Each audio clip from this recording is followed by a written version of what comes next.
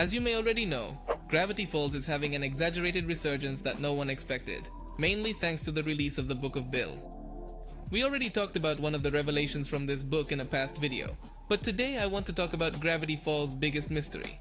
And yes, you've probably already heard some of what follows, but I assure you that you have no idea how far down this hole goes. In one of the first pages of Bill's book, when Bill starts trying out different covers to start the book, we have a copyright page that attributes the writing, design, editing, illustration, publishing, and printing of everything to Bill. The funny thing is that in small letters at the bottom of the page it says, "For more Bill Cipher Press fun, visit thisisnotawebsite.com."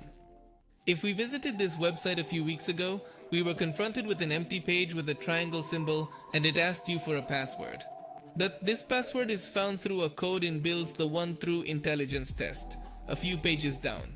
And in question 7 of the test, we see this thing.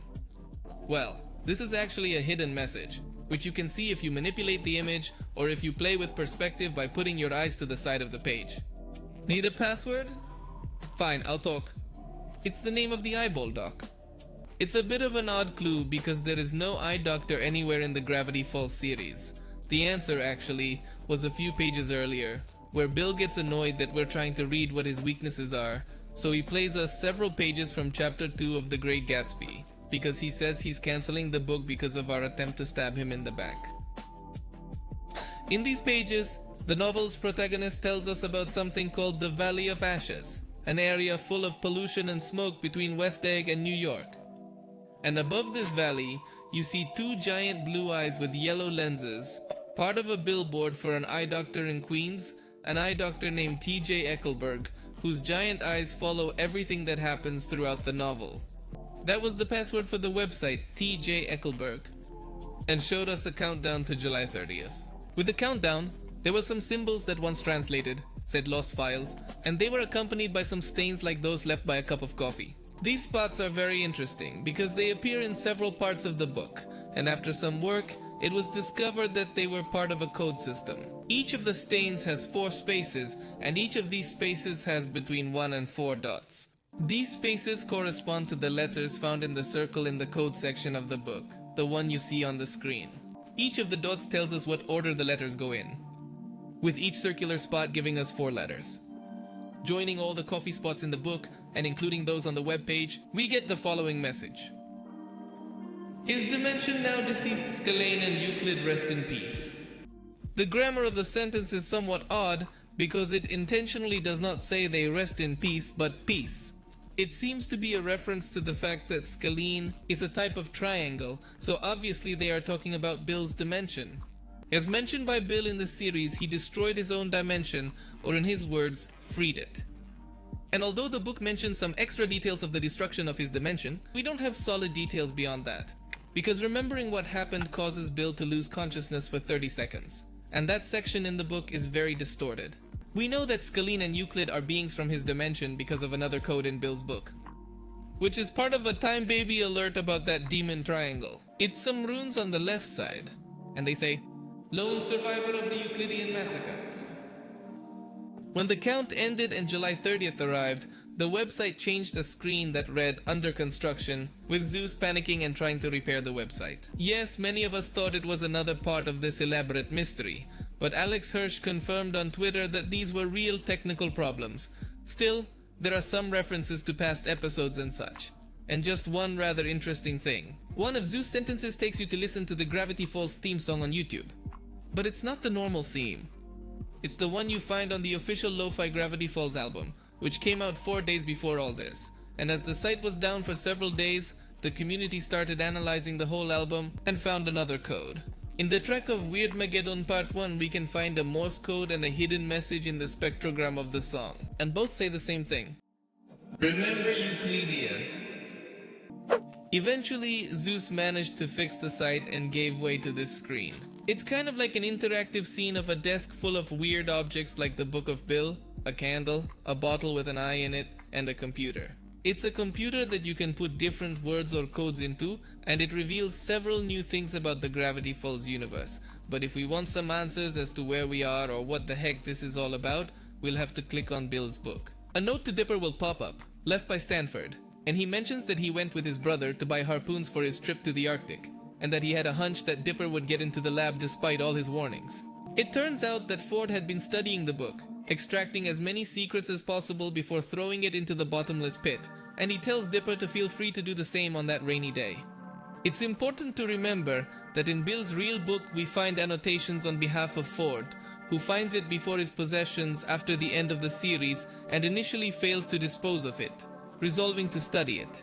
And now we're apparently in Dipper's shoes, taking a look at the book and exploring a cursed computer somewhere in the Mystery Shack. A computer that, oddly enough, Stanford has had for a long time. At the end of the note there are postscripts for Bill, Stan, Sus, and a secret code. Ad astra per aspera. That is a Latin phrase meaning to the stars through difficulties, and we first encounter it at the beginning of Diary 3 as Ford's motto for his scientific research, but this time the code leaves pages written by Ford, of a time he went to see Bill's statue accompanied by Mabel. It is entitled Cypher's Corpse, and well, see is not the right word.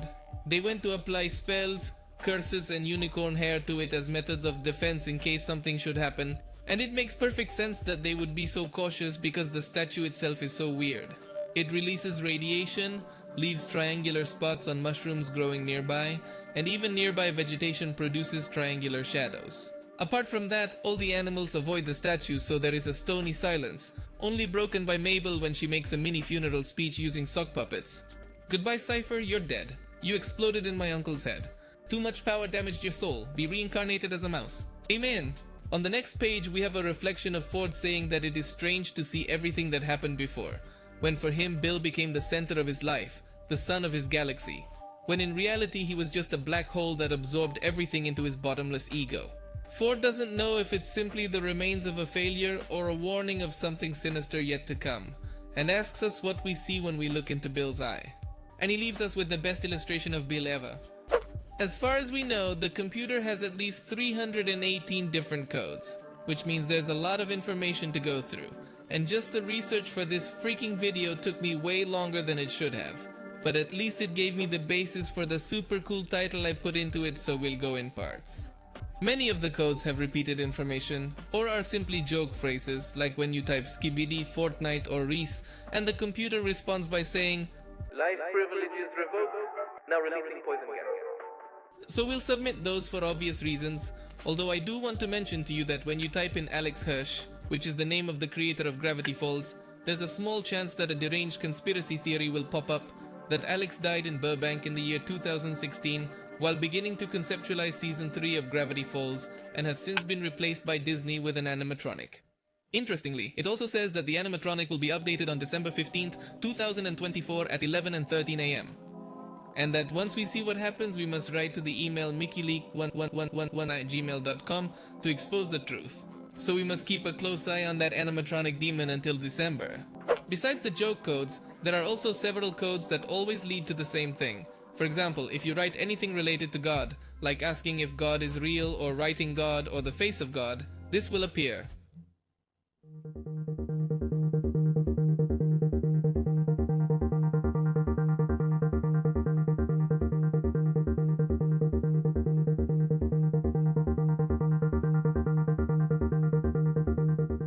Which makes a lot of sense because the axolotl is basically God in Gravity Falls. Among all these codes, the first ones that are really interesting are some that tell short stories about different corners of the Gravity Falls universe. One of these reveals that Robbie and Thompson had an encounter with Bill Cipher on the night of zombie karaoke during the first episode of the second season. If you type Robbie into the computer, you get a chat history from that night, with Robbie wanting to catch Bill to make wishes, but with everything going horribly wrong and Thompson recording it on video. If you type in "even his lies are lies," we get a short transcript of Bill's therapy session at the Theraprism, which is where he ended up after the end of Gravity Falls. By the way, we made a video about it in case you don't know what I'm talking about. In this session, Bill explains how he manipulated Ford into becoming the ideal tool, letting him win at his chess games and taking advantage of his insecurities, referring to him as a pet human. And the session suspiciously ends with the therapist asking about his parents. Speaking of Ford, if you type in the code Ouroboros, which oddly enough is Ouroboros but misspelled, you will receive a very curious story in the style of the diaries. One day when Ford and McGucket were still working on the portal, but before everything went to hell, McGucket arrived at the lab late with a fish tank in his arms. He had brought a very peculiar pet, an axolotl, whom he named Frillium. Ford put the tank in his office, but the reaction of Bill, who at the time was still Ford's muse, was one of revulsion. Bill told him that he had to avoid any distraction no matter how small, and that perhaps someone else should receive his divine wisdom. So Ford agreed to get rid of the axolotl and released it into a creek behind the cabin. At the end of the story, Ford relates that the axolotl turned and looked at him with sympathy. Ford had a strange feeling of finality, as if he had missed an opportunity, with the gears of destiny turning, and suddenly the axolotl was gone. This is very interesting because it reveals that the axolotl was aware of everything, and that was his strange attempt to intervene before the portal was completed.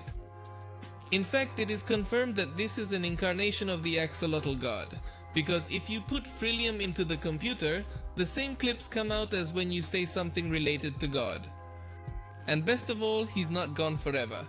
In the first episode of the whole series, we can see that the axolotl returned to the mystery shack, and this time, Stan accepted him into his home.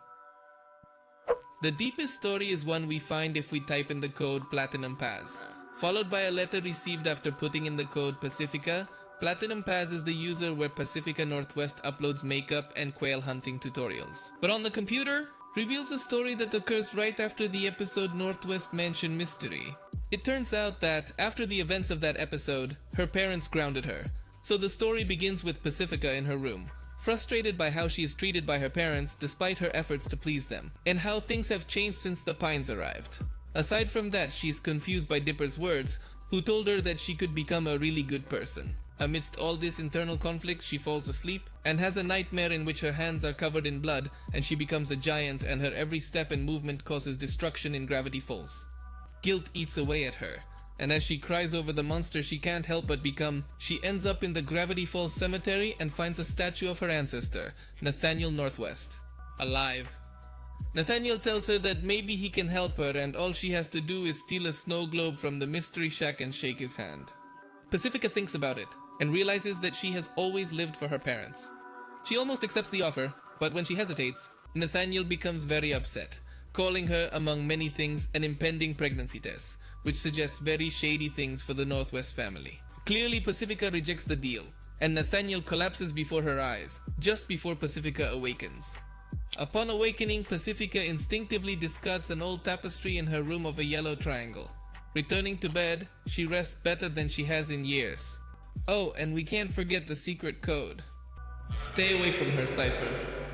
She has the protection of the spirits of the woodcutters. Obviously, Nathaniel was Bill in disguise, hoping to trick Pacifica into getting through to his dimension, but he doesn't make it, thanks to the Pines' influence. And there's also the little fact that maybe Pacifica is an illegitimate child, but... yeah. I don't know. I must say that's my favorite short story. There's another one that you get if you type in the code SORRY, and it tells how Ford and McGucket met. Behind a picture of the two of them is a letter from McGucket explaining that his first day at VMU, his college, was horrible. He was teased, the VMU mascot put him in a locker, he got his mustache caught in a pencil sharpener, and to top it off, he discovered scientific proof that the world is a giant hologram, and exposing his theory made it the laughingstock of the university. Just as he was about to drop out of college and return to Tennessee, Ford walks in and tells him that the theory makes perfect sense. So they work for 9 hours straight and write their first scientific study, proving that the universe is a hologram.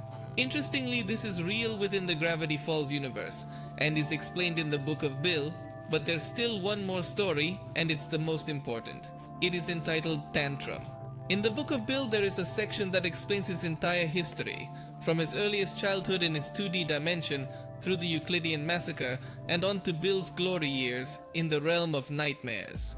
This realm is described as an intergalactic foam between dimensions, terrorized by Bill for millions and millions of years, but there came a point when Bill and his minions discovered that something called the edge of reality would pass over this reality between realities, and whoever was not within a stable dimension when this happens would be wiped out completely. So they decided to look for a dimension to conquer, and there was a specific one with a specific planet very susceptible to being conquered, but there was a problem. It was the dimension protected by the Time Baby. Initially, Bill tried to negotiate telepathically with him, which led to the alert with the secret ruins that we discussed a few minutes ago. The book says that before you could say tantrum, the Time Baby and his army had arrived in the Nightmare Realm, and that their fight was so titanic that 6 planets were destroyed and caused radiation that can still be perceived by radar. But if you type tantrum into the computer, it reveals that before the fight there was a little conversation. The Time Baby tried to convince Bill to stop, and Bill tried to negotiate one last time. But what interests us is the final part, just before that titanic battle. I know your crimes, Cypher. Taking a new home will not make up for the one you've lost. What you did to the countless souls of Euclydia? Cypher stopped in his tracks. You choose your words very carefully. Cypher's henchmen murmured among each other, confused. They seemed to have heard conflicting stories about Bill's past. You said you liberated the people of your dimension. Liberated them from their bodies. Don't listen to him, he's a baby. He doesn't even know how to say spaghetti. I do too. Say it. Spaghetti. You're really gonna follow this guy? What would your parents say if they could see what you have become? What would Enough talk? Ready to be knocked into the literal ice age. Among the many mysteries brought by the book and the page, the one that seems to be the main mystery comes to be the Euclidean massacre, the destruction of Bill's dimension. And I say this because many of the better hidden details or more complex codes serve to give the little context we have to the massacre, just like the codes we discover on the way to the website, and that little conversation. Having translated the codes leading to the site, we know that the Time Baby was going to mention Scalene, which seems to indicate that Scalene and Euclid were no more and no less Bill's parents. In fact, if we put Scalene or Euclid into the computer, it comes up life form not found, and if we put in Euclydia, it comes up dimension not found. The book as such does not provide that much detail. As I mentioned in the video about what happened to Bill after the series, we have a page in the book that tells us that little Bill wore Velcro shoes and was loved by everyone in his dimension. Although it should be noted that this is mentioned by Bill himself, so it may not be entirely true. He also says he was very special. He was the only one in all of Euclydia who could see the third dimension. Euclydia is a flat, two-dimensional reality. So, to the other Euclideans, Bill had an eye inside himself. For them, there was no concept of above, and they did not understand Bill when he mentioned a universe of stars and infinite potential beyond their reality. Bill mentions that even talking about a third dimension was illegal in Euclydia. And when he begins to relate his plan to show everyone the third dimension, we just get a bunch of static. Among the static, we see that there was blood, screaming, and that Bill realized he couldn't undo what he did, but it's not at all clear what really happened. In the end, Bill apologizes for not being able to talk about it, because every time he tries, he blacks out for 30 seconds and continues to talk about his life after freeing himself from his reality. But that's not all we find in the book. There is a weird page that has only straws or silly straws or whatever they call this thing in your country. There are several codes in this section, with the first being a paragraph encoded in Caesar cipher, which reads as follows. Oculist of another type who wants to blind his patient. Doctor says 3 sips a day will make the visions go away. Fussy about food, baby Bill wouldn't take if he wasn't crazy. This seems much more truthful than what Bill told us in his official story. His parents wanted to cure him and took him to an eye doctor to treat his strange disease. And in order to get him to take his medicine, they had to use just such silly straws because Bill liked them. There is also a somewhat strange number code. The numbers are separated into groups of 2, and it was discovered that the first group is the season and the episode number, and the second is minutes and seconds. Thus we received the following code. Deformed after the killing, the ghosts of his life still haunt him. This seems to indicate that he still is haunted by what happened, and is supported by another code, which unfortunately can only be found in the exclusive pages of the Barnes & Noble Special Edition, which I don't have, but it goes like this. He never sleeps, he never dreams, but somehow he still hears the screams. But what's really interesting is what the website reveals. Using the code Forget the Past, we receive a colorful video that at first glance is nothing. But since this is Gravity Falls, it is actually a short coded paragraph, which seems to be the hymn of Euclydia, or something like that. 2 dimensions over there and over here. You always know which way to go. If you're lost, don't be afraid. In Euclydia, you have it all. Run too far to the right, you'll appear again on the left. Jump too high, don't cry or worry. I bet you'll come out of the ground. In this place there is no fear. Your loved ones will always be close by. Roles and rules are always clear. Euclydia, we love you very much. Despite that beautiful hymn, Bill was clearly not happy there. There is a code that is repeated on one of the last pages of the book, where Bill shouts Stanley's name. This code translated says just feet in. And when we put it on the web page, we get words from Bill's mother, behind another color code. Go to sleep, Billy. Please don't cry. It's not your fault you have that strange eye. Stay safe with Mommy. You'll never fall and we'll always love you. With all and your sharp angles. Truth be told, it's sad. We can even find something from the Euclydia's Vision Supervision Department if you type in blind eye. It seems to be one of the vision tests they used to give Bill when his parents took him to the doctor. But if we translate the letters, it says they will see it. They will all see it. And they did see it. That's what happens if you type Vallis Cineris or Valley of Ashes in Latin into the computer.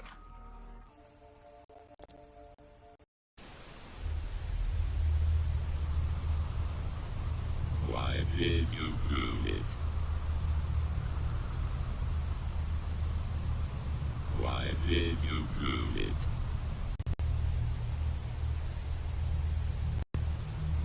Why did you do it?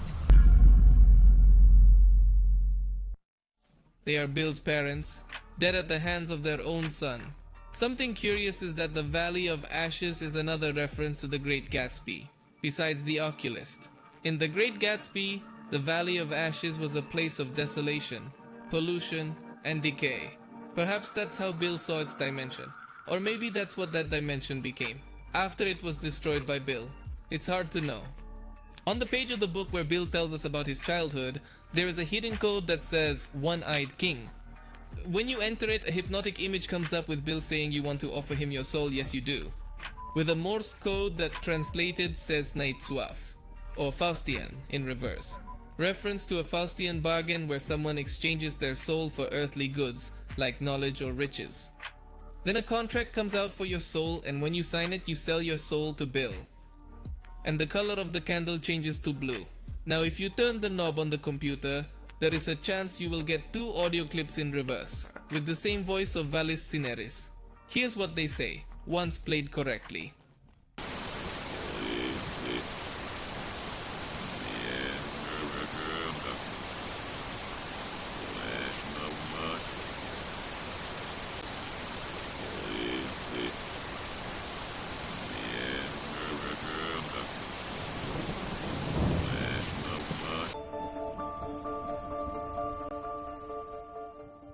Which brings us to the last clue. The real problem with trying to unravel how Euclydia was destroyed is that Bill never talks about it, and if he does, he lies. But there is one specific clue that reveals absolutely everything, even if it doesn't seem so at first. Towards the last pages of Bill's book, we can see an image of him tapping into the Theraprism's art supplies to make his cursed book, and underneath the image is a code, which translated says well-being. This is what comes out when you put it on the website. Greatest love himself. Greatest fear himself. All he draws are red and blue triangles in art therapy. Phobias, 3D glasses, Venetian blinds, TV static. Those phobias, which even seem like a joke, give us a deep look at what really happened. As we see with wounded Bill in the image of Vallis Cineris, it seems that the wounds of their species manifest as static. So the Euclidean massacre had to be full of static everywhere.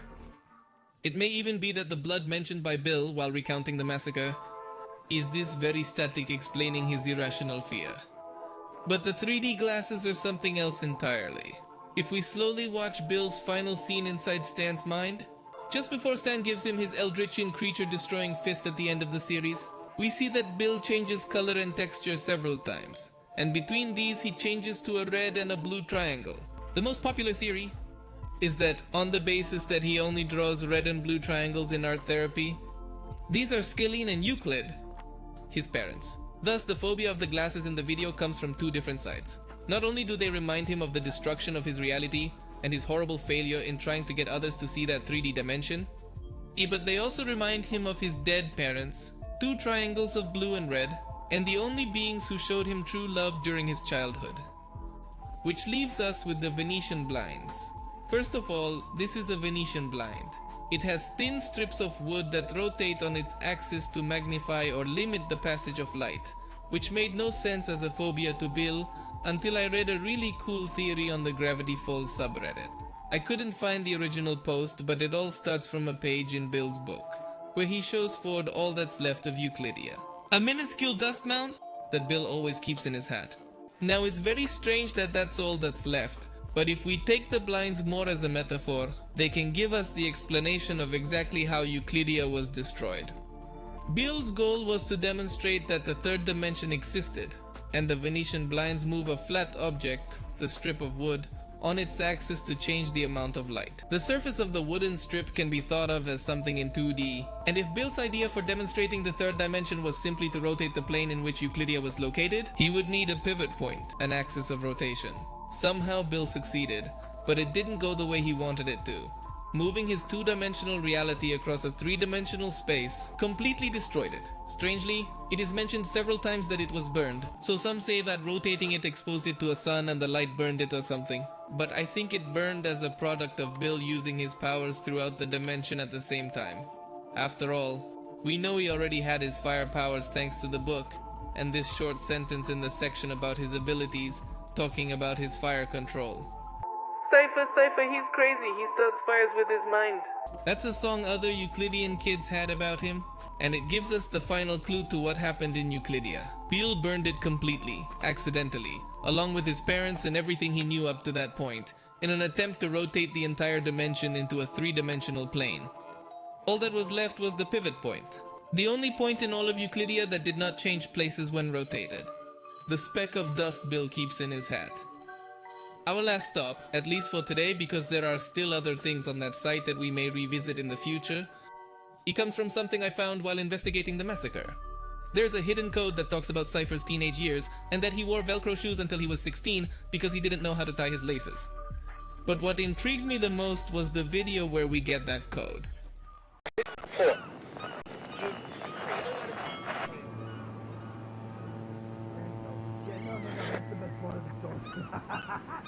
No, you're killing me. That's true.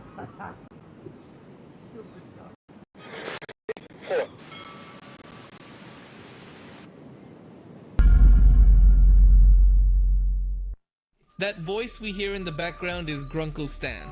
The code means, "I'm still in your mind," with a video of a ship, most likely showing us Stan and Ford's trip to the Arctic, which is kind of odd because it again suggests the possibility of Bill regenerating inside Stan's mind in the future. But it almost sounds like a hint at an upcoming season of Gravity Falls. There's still a lot left to investigate on that website. After all, 318 codes are 318 codes. And we haven't even talked about Bill's cult, his apparent escape, the secret riddles, or where his minions got to after the weird Magedon. So if enough people wanted to see it, surely I'll make a continuation of this investigation in the not so distant future. Until then, I hope you liked this video. Like it if you did, subscribe for more videos like it, and remember to buy gold. Goodbye.